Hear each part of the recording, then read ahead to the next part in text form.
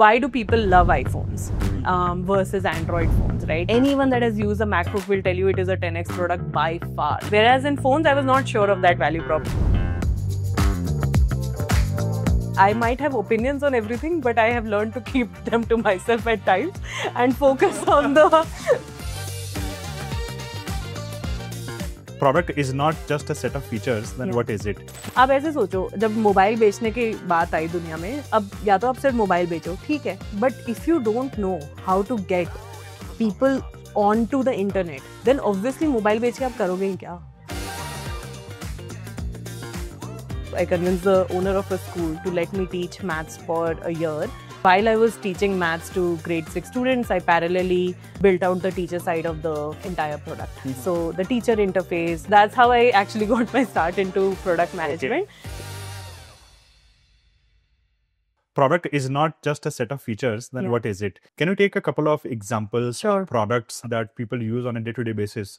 We can also explain this with popular products that are used in Bangalore. Or, Right, yeah. right. So let me think about an example. When I say product as an experience, okay, let's take a very simple example of you're trying to book a vacation.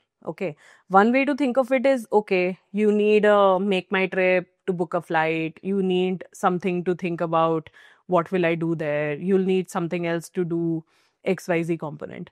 If I was building a travel company today, I would literally ask like, dude, what is the vibe of the experience that you want? That would be my first question. Are you going there to get away from life, or are you going there to explore something? Are you like, what is the purpose that this experience that you're looking at is going to serve? And then I would kind of design a trip from that perspective, right? So the point is that at any given moment, a customer is only thinking about what they want. They're not trying to think of, oh, I want to book a flight on Make My Trip. They're thinking, I want to go from here to here. Yeah. I need to like book flights. The book flights thing is like, you know, a task list thing. It's not like what I'm worried about or how I'm thinking of my life. So that is the difference, where you can think of Make My Trip in its exclusion, or like any of these travel providers in exclusion, or you can think about, okay, what is the kind of experience that this customer is actually trying to get to, and build around that. And when you do that, the advantage becomes that, yes, flights, but also, and you see this in all of these solutions, right? Now they allow you to book a cab from airport back to airport. I don't know what the usage is of that, but anyone who is thinking about it from a whole product will think that, yeah, flight to theek hai. We are getting the person from A to B when it comes to airports. But actually the journey is not starting from the airport. Their journey is starting from their home. So how do we get them from home to airport, airport to airport, and then airport to that new other place that they want to get to? And also help them with visa and everything along Correct, the way. correct. So as like, and a great experience will solve for all of those things. Yeah, so I feel that I don't think people are very good at especially taking care of things that are not obvious, because you have to care. So like, why do people love iPhones versus Android phones, right? I have been a very big proponent of Android simply because I used to feel that Apple is not like a 10, like Apple iPhone is not a 10x product. Anyone that has used a MacBook will tell you it is a 10x product by far. Like no one ever even competes with, you know, what a MacBook can get you. Whereas in phones, I was not sure of that value prop. But recently, the way that people have been talking about it and the things that Apple has done recently, you can copy paste something on your laptop and you can do Control V on your phone, right? Like, that's crazy. That's just the feature I was thinking about. Yeah, that's just delight, right? That is one reason I will not stop using iPhone actually. Yeah, that's what I'm saying. Because that's delight. Like, that is caring beyond the obvious. Everyone cares for the obvious. Yeah, that is like a feature set, right? Up Control C, Control V to kar pao.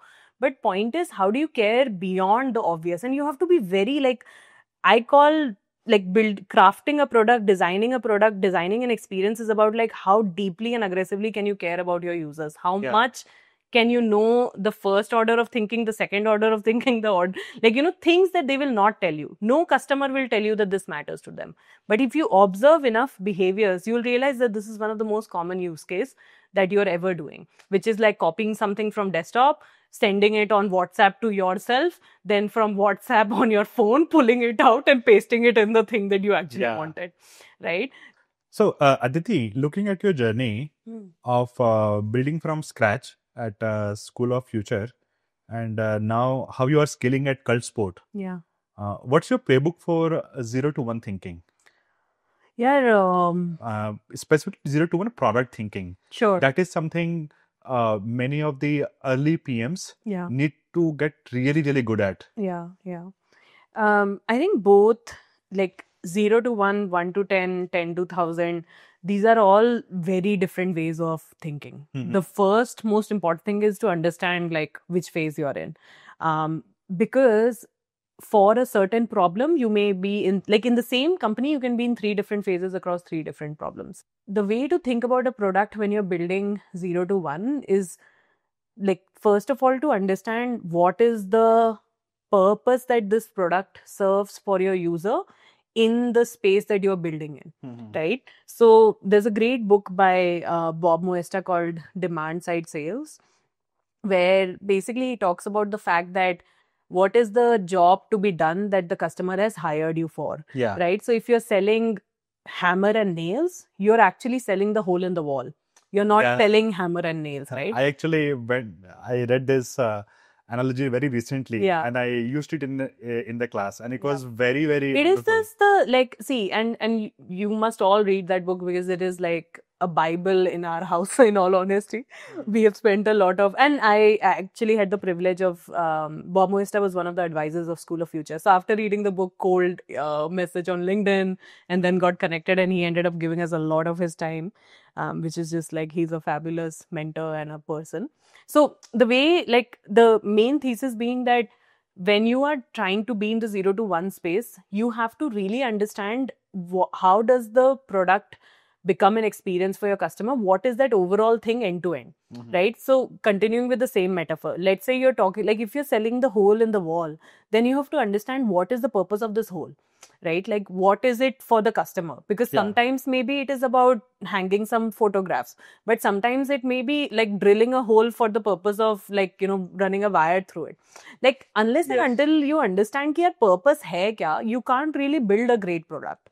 And I think the point there is that how do you really think about the 0 to 1 experience as something that you are truly crafting for the customer, and you think about what matters in that equation. Another, like, I'll pull an example on this, which is basically we were trying to design at School of Future. The idea was that we want to train young people in skills that are not taught in schools. So it was a global school for teenagers, online school, where we wanted them to learn everything from collaboration to global citizenship to understanding how to really be, an entrepreneurial version of yourself, how to think about yourself in the coming years, right? So one of the things we realized is that one way to look at it is that, hey, these are the 6 skills you want to teach. Build some EdTech course on it. Give the EdTech course, done. You can teach emotional intelligence in this way. You can give all the content in the world. But do you think that person, like, emotional intelligence is a skill you need to use every day. You need to practice every day. So how do you put the person in a situation where they actually have to practice it every day? Because that's how you grow that skill, right? So we were one of the first people to create a cohort-based learning sort of atmosphere, but very interestingly built, where there's some framework to it, right? So there's a pedagogical framework to it. There's a mentor that comes in who talks to you not just about, hey, these are the 3 things you're learning this week, but also like what is going on in your life. Because if you remove that context, essentially your product will never be as good as it can be. Because you have removed the context from the customer. And you are now saying कि यार ये उसने कर लिया खत्म तो हो गया. भाई वैसे नहीं होता है काम, लाइक रियल दुनिया वैसे चलती ही नहीं है कि आपने बस ये सोचा दो चीजें जो आपके कॉन्टेक्स्ट में काम कर रही है एंड कस्टमर का पूरा कॉन्टेक्स्ट ही भूल गए हो. That's Basically, the product has to fit into the customer's overall life. correct. No. And there's a, like, it's called, I think it's from the book Crossing the Chasm, but it's called like whole product thinking. अगर आप सिर्फ ये सोचोगे, आप ऐसे सोचो, जब mobile बेचने की बात आई दुनिया में, अब या तो आप सिर्फ मोबाइल बेचो, ठीक है, but if you don't know how to get people on to the internet, then obviously mobile बेच के आप करोगे ही क्या, right? Yeah. So like I remember seeing like a Google podcast a few years back, and their core insight was mobile बेचने की जरूरत ही नहीं है भाई, वो तो फिगर आउट हो ही जाएगा. How do we get data into the hands of more people? And that's why when Jio came in and like blah, like, you know, made data like 10x Yeah. cheaper, suddenly everyone's just using mobiles. Like obviously one is linked to the other, right? You have to, exactly as you said, you have to think about what is the context that the customer lives in and then create a product. And that's where, like, you know, the second insight of how do you really design, how do you craft a product experience, and you stop looking at product as a bunch of features and you think of it as every product is an experience. That experience is something that sits in the life of the customer. How do you make it as smooth as possible? How do you make that experience as smooth as possible? How do you make the customer like forget that they're using a product? They're just experiencing something in their journey, and this product seamlessly sits in that experience. So you have to think about that entire experience. Okay. So I think our audience will be curious to understand a bit more about cult sport. Sure, yeah. Because I think many of us, particularly in Bangalore, Yeah. I think Everyone knows cult, whereas people are still finding out about cult sport. Yeah. Yeah, no, I fully understand. So the essentially why did cult even come into existence, right? Our initial hypothesis was that we wanted to solve for the entire fitness and health ecosystem. And our mission right now is to get millions of Indians to become active and to stay active and to adopt fitness as part of their life every single day, right? So on that journey, we have built multiple products, and some of them are doing very well outside of the CureFit ecosystem as well now. And right now, Cult Sport is, so there are two core businesses that we are heavily invested in right now. One is the Cult Fitness business, FS we call it, Fitness Services. So this is basically all the gyms that we run across India. And the second core part of our business is called Fitness Products, which is basically Cult Sport, where what we are trying to do is, if you have any kind of friction to fitness, to working out, we want to solve for it, right? So for example, we have the best apparel in the industry right now in terms of just the most comfortable. I'll give you an interesting insight, right? We realized that Indians like the feel of cotton, but the reality is cotton is not the best to exercise in. So how do you get the feel of cotton inside poly kind of material, which is the best for fitness, right? Yeah. So we cracked that at a fabric level. So now I'm very curious, when you are hiring for PMs at Cult or Cult Sport, Yeah. What is it that you look for?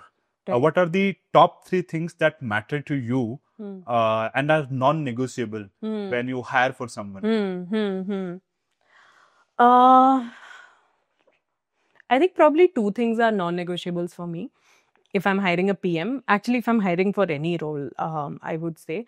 But for a PM specifically, the first thing for any role in this world for me, especially like with my background, is like I should not have any questions on the person's intent.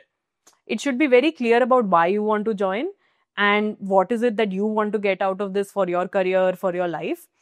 And I'll tell you why I don't like that question being like vague.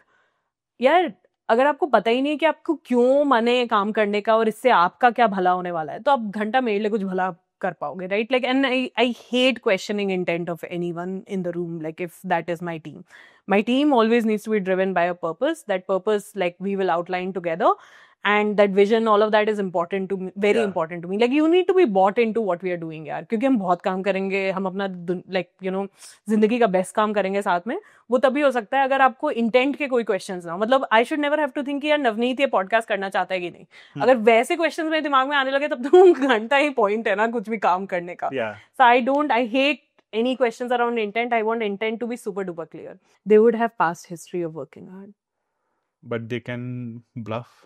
They can I bluff it think through the interviews, I right? Think अभी तो बहुत clear, No? मतलब मैं तो बता सकती हूँ आपको किसी को भी आप इंटरव्यू करवा दो, आई टेल यू लाइक यार देखो, जिन लोगों ने एक्चुअली में काम किया होता है ना, मेहनत की होती है लाइफ में, एक तो दिख जाता है, like there be that metric of like, या तो हो सकता है कुछ स्पोर्ट्स किया हो, एकेडमिकली अच्छा किया हो, कुछ भरतनाट्यम सिखाओ 6 सालों के लिए, व्हाटएवर, कहीं ना कहीं आपको दिखेगा कि उन्होंने कंसिस्टेंटली मेहनत करके कुछ कमाया है लाइफ में। वो इम्पॉर्टेंट है, काफी इम्पॉर्टेंट है, बिकॉज अगर आपने कभी भी उतना मेहनत किया ही नहीं है किसी चीज पे, किसी स्किल पे, मतलब आपको दर्द झेलना पड़ेगा यार, like that is how you become good at life, you deal with suffering, you know.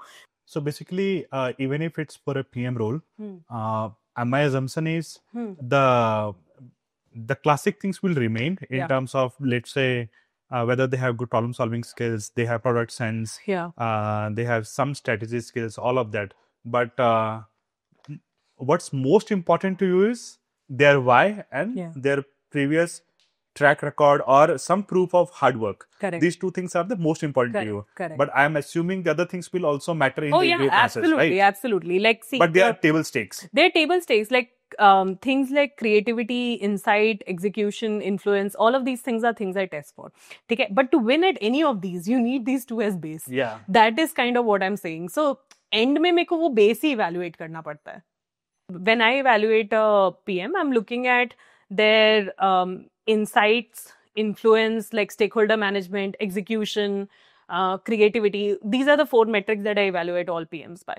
But अब पॉइंट ये यार, ये चारों में अच्छा होने के लिए ना आपको ये दोनों चीजें चाहिए ही चाहिए, which is like intent and hard work, because अगर वो नहीं है तो आप कहाँ से करोगे ये? So Aditi, why did you decide to become a product manager? Okay, so I actually did not decide to become a product manager.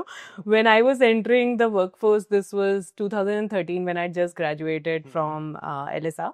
At that time, all I knew was, so I'd done an internship with Teach for India while I was still in college, and I'd gotten super into it. And this is the time, like, you have to imagine 2010 and 11, when TFI was in its first, frame of ever existing. So a lot of stuff was not figured out. And I had done some volunteering with them, which had sparked now what I would say, lifelong sort of mission around education.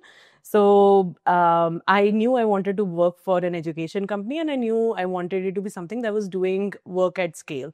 So Educational Initiatives is a company that had come to our campus for recruitment, and I got recruited there as a educational specialist. That was the title of the role. But the entire work, everything was what now we know as PMing. And I was there for a couple of years.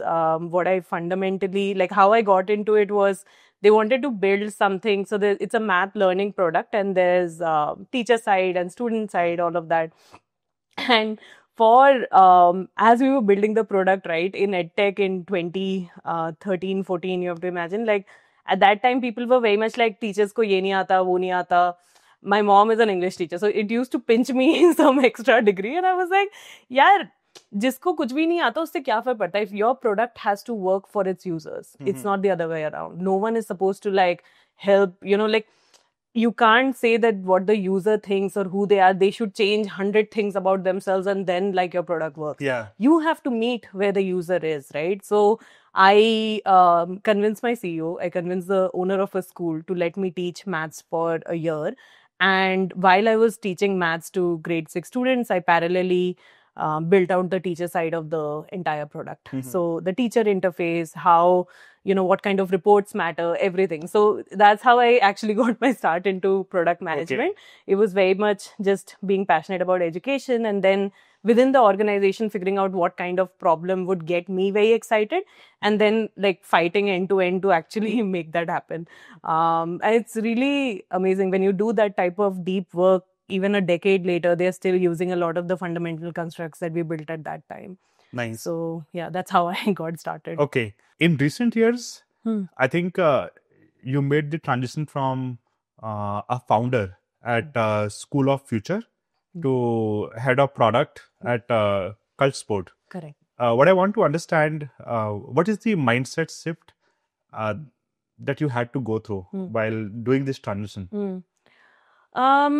So I think fundamentally as a CEO, you own every problem in the business, right?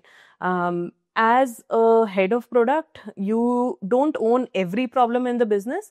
Obviously, you should know about every problem's existence, but I think But you don't own it. you don't own it, right? So I have to, like, I might have opinions on everything, but I have learned to keep them to myself at times and focus on the parts of strategy and parts of execution also that I own.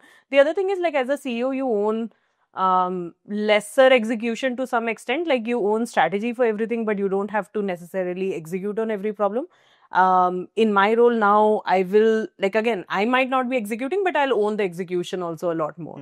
So I think those 2-3 things are probably what is really different. And I think What's obviously, harder now? And what's yeah, easier? alignment is harder, I would say. And it's not because anyone has bad intentions or whatever. It's just as a CEO, you have to explain it far lesser, like, very simply, right? So alignment just takes time and takes more energy now than as a CEO. In terms of, and that is harder. Yeah. Okay. And you said what's easier also, Yeah. right? What's easier is, I think, like, just this, right? Like, every buck does not stop with me. And I can just be, like, mentally, I sleep on average 2.5 hours, like, more every single day than I used to as a CEO. So That's a lot. I used to sleep very little, and, like, my sleep score used to be shit. Now I'm very happy. I'm an A+ student. I get like 95, 97 on my sleep score every day, which is something I monitor very aggressively. And earlier, I think it was like, I would get 5.5 hours of sleep on average. Now I get on average like 7.5, 8. So there is a lot of, especially for someone like me who takes ownership very seriously. I think as a CEO, that was just kicked into very high gear. So the amount of stress and just the reality of thinking through every single thing that you are executing on and you're trying to solve in the business, that would take a toll. So I think that is easier. It's just not having to care to that degree, and just being able to look after the things that you look after, and have a really good team to back you. All of those things are easier. I can relate because I think in between these two startups, the first startup that I did and iTribe now, I had a stint at an academy where it was very comfortable. Yeah. Thank you, Aditi, for coming to the pod. It was great talking to you. In fact, I learned a lot, and I'm pretty confident our audience is going to get tons of very useful insights for their career. And with that, we come to the end of this episode of the iTribe podcast. See you in the next one.